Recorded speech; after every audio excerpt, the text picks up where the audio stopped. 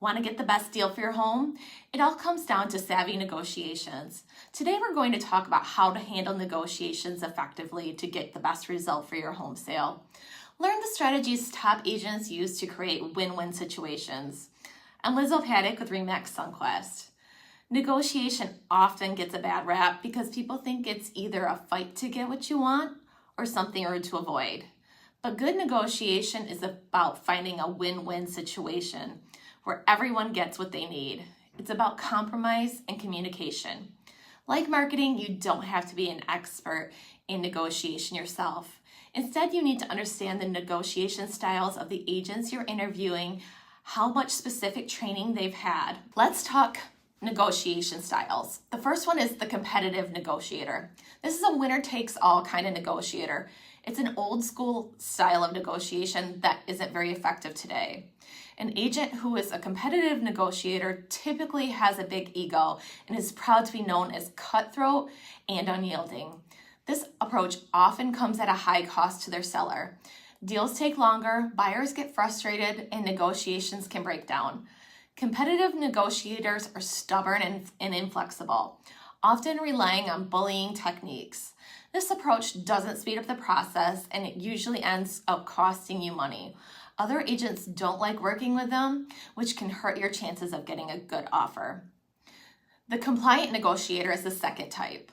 This type of negotiator is the opposite of the competitive one. Compliant negotiators fear confrontation and disagreement. They need to be liked, so they let others walk all over them and you. This type of agent will always give in to the demands of the other side and will convince you to do the same. They might be nice, but they won't represent your best interests. Negotiation is a part of every real estate deal. It's something to be expected, not feared.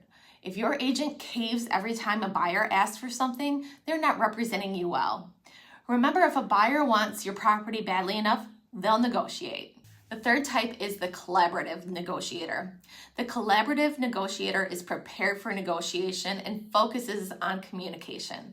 They listen and ask questions. They seek to understand all parties involved. In collaboration with you, they set goals for the sale of your home and help you prioritize your needs and desires. They won't promise you the moon, but will help you be realistic from the start. When offers come in, a collaborative negotiator will take the time to understand each buyer's motivations and priorities. They work with the buyer's agent to come up with creative options and solutions that work for everyone. They compromise on small issues to allow great deals to go through and keep the situation calm during disputes. They won't let their ego or need to be right get in the way of getting the deal done in your best interest. To someone untrained in negotiating, the collaborative approach might seem weak, but it's actually the strongest and most effective approach you can take. Harvard teaches this approach in their negotiation skills course. Skills for collaborative negotiating include effective verbal communication, great listening skills, rapport building, creative problem solving, assertiveness, and ethical persuasion. A collaborative agent will get you a better result and a smoother transaction than either of the other styles. Your job during negotiations. You also have an important role to play in negotiations. Your job isn't to deal directly with the buyer or the buyer's agent. Let your agent do their job and support them. Here's what you need to do. Remember your priorities.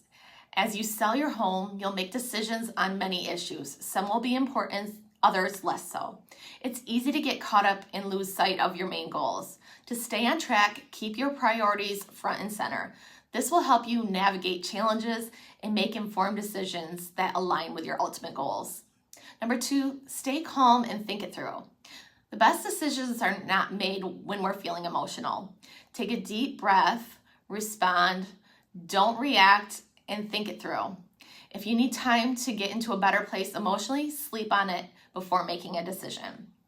3, listen and ask questions. Your agent is there to advise, so please listen. If you don't agree or understand why they want you to compromise on something, ask questions. At the end of the day, you have the final say in any decision. Just be sure to get all the information you need to make a good one. 4, be clear. Your listing agent wants to negotiate on your behalf, so be clear as you can. Keep communication open. If you don't like how the negotiation is going, tell them and explain why. These are some good questions to ask your listing agent about negotiations. You want to understand how they're going to negotiate on your behalf and make sure they have your best interests in sight.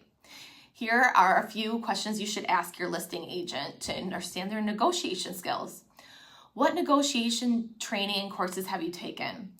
What credentials do you hold in them? What is your best skill in negotiating? What do you think are the most important aspects of any negotiation? That's it for this module on savvy negotiations. Thanks for watching and see you in the next module.